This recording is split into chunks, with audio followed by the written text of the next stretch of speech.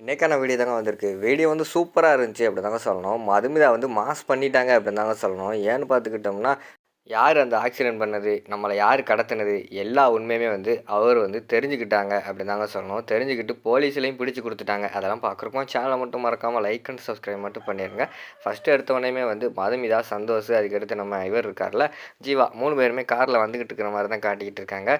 Sister உங்களுக்கு ஒரு உண்மை தெரியுமா? எனக்கு வந்து அவன் ஒரு சின்ன ஹிண்ட் மட்டும் குடுத்துட்டு போயிருக்கான் அப்படிங்கிற மாரி சொல்றாங்க. என்ன ஹிண்ட் குடுத்தாரு? அப்படிங்கிற மாரி கேட்ட உடனேயும், நம்ம கடத்தி வச்சிருந்தோம்ல, அவன் சொன்னான், வீட்ல உள்ள ஒரு ஆளு தான் வந்து இந்த மாரி பண்ண சொன்னான் அப்படிங்கிற மாரி சொன்னான். அதுக்கடுத்து அது யாரு என்னன்னு அவன்ட்ட கேட்கறதுக்கு முன்னாடி அவன் தப்பிச்சிட்டான் அப்படிங்கிற மாரி சொல்லிக்கிட்டு இருக்காங்க. ஆமா சந்தோஷ், எனக்கும் வந்து டவுட் இருந்துச்சு. வீட்ல உள்ள யாரோ உள்ள இருந்துக்கிட்டே தான் நம்மள இப்படியெல்லாம் பண்ணிக்கிட்டு இருக்காங்க அப்படின்னு சொல்லிட்டு எனக்கு முன்னாடியே டவுட் இருந்துச்சு. அது யாருன்னு மட்டும் தெரியட்டும். அதுக்கடுத்து நான் வச்சுக்கிறேன் அப்படிங்கிற மாரி சொல்றாங்க. சரி இப்ப நம்ம எங்க போறோம்? அப்படிங்கிற மாரி சொல்றாங்க. நமக்கு தான் உண்மை தெரிஞ்சு போச்சுல. இப்ப வீட்டுக்கு தான் போறோம் அப்படின்னு சொல்லிட்டு மதுமிதா வந்து சொல்றாங்க. ஓ! அப்படியா? அப்படின்னா வண்டிய வீட்டுக்கு விட்டுருவோம்னு சொல்லிட்டு வீட்டுக்கு போய்க்கிட்டு இருக்காங்க. இருங்க ஒரு நிமிஷம். நம்ம வீட்டுக்கு போறத வந்து அந்த போலீஸ் இன்ஸ்பெக்டர்ட்ட சொல்லிருவோம் அப்படிங்கிற மாரி சொல்றாங்க. எதுக்கு சிஸ்டர் அவங்க கிட்ட அப்படின்னு சொல்லிட்டு சந்தோஷ் வந்து கேட்காரு. இல்ல அவருக்கு தெரியணும். தெரிஞ்சா தான் சரிப்பட்டு வரும் அப்படின்னு சொல்லிட்டு டக்குனு ஒரு பிளான போட்டு டக்குனு வந்து பிரஸ்ஸுக்கெல்லாம் கால் பண்ணி சொல்லிடுறாங்க. இந்த டயத்துக்கு வீட்டுக்கு வந்துருங்க எங்க வீட்டுக்கு அப்படிங்கிற மாரி மதுமிதா பிரஸ் எல்லாம் வர சொல்லிடுறாங்க. அடுத்து போலீஸ் இன்ஸ்பெக்டருக்கு கால் பண்ணுறாங்க. சார் என்ன வணக்கம் அப்படிங்கிற மாதிரி சொல்கிறாங்க. ஏய் மதுமிதா நீ எங்கே இருக்க? உன்னைய தேடித்தாம்மா நாங்கள் இங்கே அலைஞ்சிக்கிட்டு இருக்கோம் ராத்திரி பகலுமா. நீ எங்கேம்மா இருக்க அப்படிங்கிற மாதிரி சொல்கிறாங்க. சார் என்னைய தேடி எங்கேயும் அலைய வேண்டாம். நீங்கள் டேரெக்டாக வந்து எங்கள் வீட்டுக்கே வந்துடுங்க. நான் இப்போ வந்து கௌதம் பழனிசாமியோட வீட்டுக்கு தான் போய்கிட்டு இருக்கேன். அங்கே நீங்கள் வந்தீங்கன்னா அரெஸ்ட் பண்ணிக்கலாம் வாங்க அப்படிங்கிற மாதிரி சொல்லிடுறாங்க. சொல்லிவிட்டு ஃபோனை வந்து டக்குன்னு கட் பண்ணிடுறாங்க. எனக்கு என்னமோ வந்து இந்த போலீஸ் இன்ஸ்பெக்டருக்கும் அந்த அக்யூஸ்டுக்கும் ஏதோ ஒரு தொடர்பு இருக்குதுன்னு நினைக்கிறேன் அப்படிங்கிற மாதிரி மதுமிதா வந்து சொல்கிறாங்க.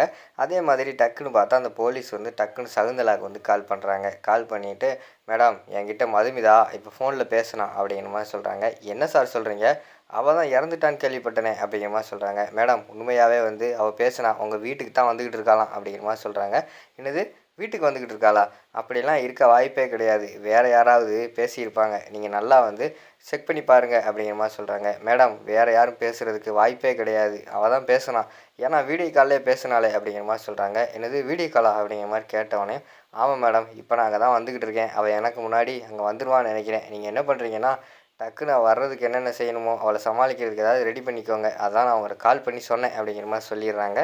டக்குன்னு பார்த்தா விறுவிறுன்னு நம்ம அபிஷேக் கிட்ட வந்து சகுந்தலா வந்து வராங்க. டேய் என்னடா உன்கிட்ட ஒரு விஷயம் கொடுத்தா கூட அதை உருப்படியாகவே செய்ய மாட்டேங்கிறியடா, ஏன்டா இப்படிலாம் பண்ணுற அப்படிங்கிற மாதிரி சொன்னோடனே அம்மா நான் என்னம்மா பண்ணேன் அப்படிங்கிற மாதிரி சொன்னோடனே அந்த மதுமிதா கதையை முடிக்க சொன்னால் இப்போ மதுமிதா இங்கே உயிரோடு வந்துக்கிட்டு இருக்காளாண்டா அப்படிங்கிற மாதிரி சொல்கிறாங்க. அம்மா அதெல்லாம் கிடையாதும்மா, வாய்ப்பே கிடையாது. மதுமிதா எரிச்சதை என் கண்ணால் பார்த்தேன் அப்படிங்கிற மாதிரி சொல்கிறாங்க. என்னது பார்த்தியா? வேறு எப்படி வந்துடுவா அப்படிங்கிற மாதிரி வந்து அவங்க அம்மா வந்து கேட்காங்க. உடனே டக்குன்னு அவங்களுக்கு கால் பண்ணு அப்படிங்கிற மாதிரி சொன்னோடனே அவங்க கையாளுகளுக்கெல்லாம் கால் பண்ணுறாங்க. பார்த்தா நம்பர் வந்து சுவிட்ச் ஆஃபு.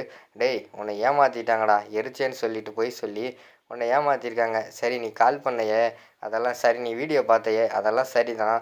அவங்க எரியும் போது தான் பார்த்தேன். நீ தான் மண்ணெண்ணெய் ஊற்றும் போது பற்ற வைக்கும் போதெல்லாம் பார்த்தியா அப்படிங்கிற மாதிரி கேட்காங்க. இல்லையே மாமா அப்படிங்கிற மாதிரி சொன்னோடனே அதான்டா உன்னை வந்து ஏமாற்றிட்டாங்க. உன்னை ஏமாற்றி காசு வாங்கிட்டு போயிட்டாங்க. இப்படி இருக்கியா மாப்பிள்ள அப்படிங்கிற மாதிரி சொல்லிட்டு இருக்காங்க. இப்போ வேறு அவன் இங்கே வந்துக்கிட்டு இருக்காளாம். என்ன பண்ண போகிறான்னு தெரியல அப்படிங்கிற மாதிரி சொல்லிட்டு பேசிக்கிட்டு இருக்கும்போது டக்குன்னு நம்ம லட்சுமணன் வந்து சொல்கிறாரு. டேய் அவட்ட அடி வாங்கும்போது என்ன ட்ரெஸ்ஸுடா போட்டிருந்த அப்படிங்கிற மாதிரி கேட்டவொடனே இந்த ட்ரெஸ் தான் போட்டிருந்தேன் அப்படிங்கிற மாதிரி சொல்கிறாங்க. வந்த உடனேயும் உன்னை கண்டுபிடிக்கிறதுக்கு வாய்ப்பாக இருக்கும். ஒழுங்காக அந்த இடத்த விட்டு கிளம்பி போய் வேறு ட்ரெஸ்ஸை போட்டு வாடா அப்படின்னு சொல்கிறாங்க. உடனே அவர் வந்து ட்ரெஸ்ஸு மாற்ற போயிடுறாரு. அடுத்து சகுந்தலா வந்து சொல்கிறாங்க. அண்ணே எனக்காக ஏதாவது நீ ஒரு உதவி செய்வியானே அப்படிங்கிற மாதிரி கேட்டவொடனே உனக்காக நான் உயிரே கொடுப்பேம்மா அப்படிங்கிற மாதிரி சொல்கிறாங்க. உயிரெல்லாம் வேண்டானே, நான் சொல்கிறத மட்டும் நீ செய். நான் சொல்லும்போது நீ அமைதியாகவே மட்டும் இருந்தால் மட்டும் போதுனே அப்படிங்கிற மாதிரி சொல்கிறாங்க. அப்படி என்ன சொல்ல போகிற அப்படிங்கிற மாதிரி சொல்கிறாங்க. ஃபஸ்ட்டு மதுமிதா வரட்டும். வந்த உடனேயும் அவள் எப்படி என்ன செய்கிறான்னு பார்த்துட்டு நான் சொல்கிறேன். நான் ஏதாவது சொல்லும்போது நீ அமைதியாக மட்டும் இரு அப்படிங்கிற மாதிரி சொல்லிடுறாங்க. லட்சுமணனும் ஒத்துக்குறாங்க. மதுமிதா வந்து வீட்டுக்குள்ளே வந்துடுறாங்க. வந்தவொடனே பாட்டி வந்து எங்கேம்மா போனேன், போலீஸ்காரங்கெல்லாம் உன்னை தேடினாங்க அப்படி இப்படின்னு சொல்லிக்கிட்டு இருக்காங்க. அப்படியே சகுந்தலாவும் நல்லவங்க போல் வந்து என்னம்மா மதுமிதா நீ எங்கேயோ போயிட்ட, உன்னைய தேடி இங்கே வந்து போலீஸ்காரங்க எங்கெல்லாம் அரெஸ்ட் பண்ண போயிட்டாங்க அப்படி இப்படின்னு சொல்லிக்கிட்டு இருக்காங்க. அத்தை நீங்கள் ஒன்றும் கவலைப்படாதீங்க, நீ நான் வந்துட்டல, இனிமேல் யாருக்கும் ஒன்றும் நடக்காது அப்படிங்கிற மாதிரி சொன்னேன். போலீஸ்காரங்க வந்துடுறாங்க. போலீஸ்காரங்க வந்தவொடனே ஏய் மதுமிதா நீ இங்கே தான் இருக்கியா, வா வண்டியில் இரு அப்படின்னு சொல்லி அரெஸ்ட் பண்ண போகிறாங்க. என்ன சார் எதுவும் எதுவும் தெரிவிக்காமையே நீங்கள் வந்து அரெஸ்ட் பண்ணால் என்ன அர்த்தம் அப்படிங்கிற மாதிரி சொல்கிறாங்க. நீ குற்றவாளி அப்படிங்கிற மாதிரி சொல்கிறாங்க. எதை வச்சு சொல்கிறீங்க அப்படிங்கிற மாதிரி சொல்கிற நேரத்தில் டக்குன்னு பார்த்தா நிறைய காரெல்லாம் என்ட்ரி ஆகுது. உள்ளேருந்து பார்த்தா ப்ரெஸ்ஸுக்காரங்கலாம் நிறைய வராங்க. மதுமிதா ப்ரெஸ்ஸெல்லாம் எதுக்கு வர சொன்னீங்க? பெரிய பிரச்சனையாக்குறீங்க அப்படிங்கிற மாதிரி சொல்கிறாங்க. சார் அதை நான் பார்த்துக்கிறேன், ஒரு நிமிஷம் நீங்கள் அமைதியாக மட்டும் இருங்க அப்படின்னு சொன்னோடனே சந்தோஷ் வந்து டக்குன்னு ஒரு சிசிடிவி ஃபுட்டேஜை வந்து அவங்களுக்கு அனுப்புகிறாங்க. பார்த்தா அதில் வந்து அந்த ஆக்சிடென்ட் பண்ணால அவனே வந்து கரெக்டாக அவர் ஆக்சிடென்ட் பண்ண மாதிரி சிசிடிவி ஃபுட்டேஜை வந்து எடுத்திருக்காங்க. திருப்பி போய் வேறு ஒரு சிசிடிவி கேமராலாம் அந்த ஏரியாவிலேருந்து எடுத்துட்டாங்க. நம்ம மதுமிதா, சந்தோஷ் எல்லாருமே வந்து அப்போனா கொலைகாரன் இப்போ தப்பிச்சிட்டானா அப்படின்னு சொல்லிட்டு ப்ரெஸ்காரங்கெல்லாம் கேட்க ஆரம்பிச்சிட்டாங்க. சொல்லுங்கள் சார், கொலைகாரன் யாருன்னு சொல்லுங்கள் அப்படிங்கிற மாதிரி சொன்னோன்னே அவன் தான் கொலைகாரன், தப்பிச்சிட்டான், தேடிக்கிட்டு இருக்கோம் அப்படிங்கிற மாதிரி சொல்லிக்கிட்டு இருக்காங்க. இப்போ தெரியுதா கௌதம் வந்து கொலைகார் கிடையாது அப்படின்னு சொல்லிட்டு நிரூபிக்காங்க.